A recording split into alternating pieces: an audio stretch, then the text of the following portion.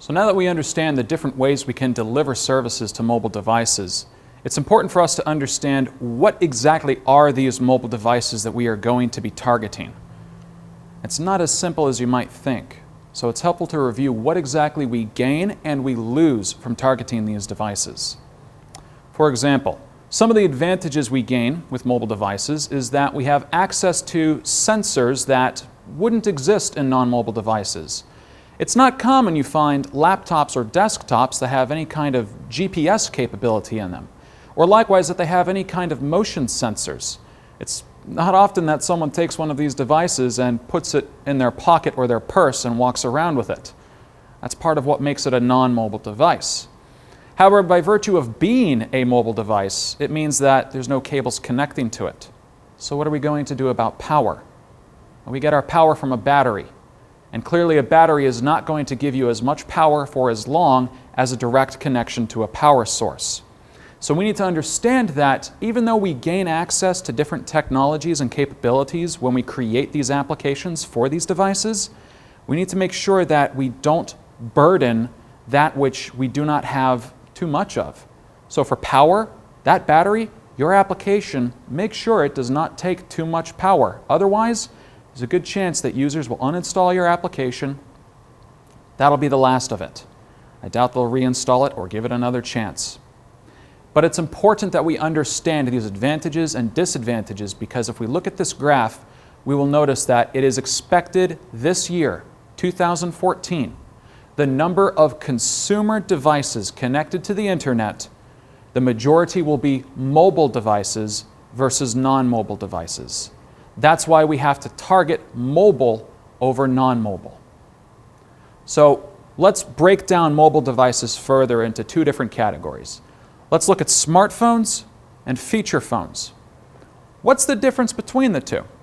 If you have a look at these devices, you'll see that some of them are very clearly not smartphones. You'll see a Motorola Razr on there. Not a smartphone.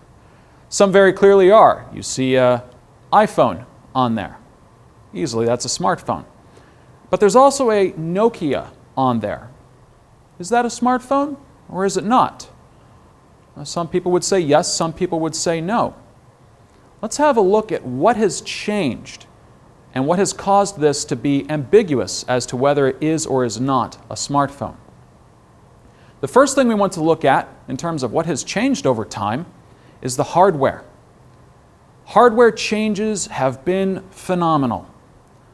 We have larger screen sizes now, touch screens even. These are things that are common traits of smartphones. If we do not see a large screen, if we cannot touch it to open an application, it's not commonly thought of as a smartphone. We also need to understand that the processors are going to be significantly better and faster in a smartphone than in a feature phone. Also consider the amount of memory that is available and the amount of storage.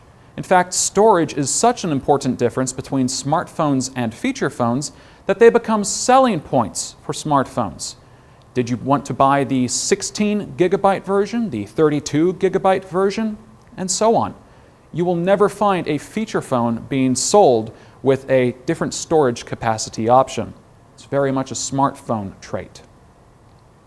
Improvements in hardware have resulted in improvements to the operating systems that run on them.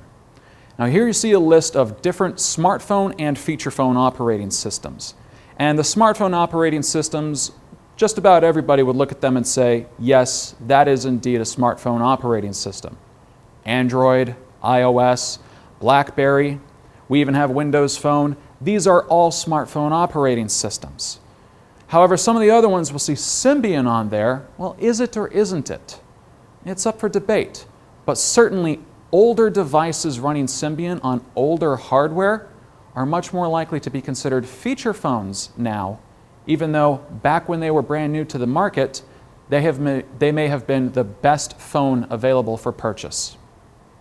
So if we take a look at all of these different capabilities between smartphones and feature phones, it's very easy for us to pinpoint, well, it has this feature, it has that feature, it can do this, it can't do this. This is the difference between smartphones and feature phones.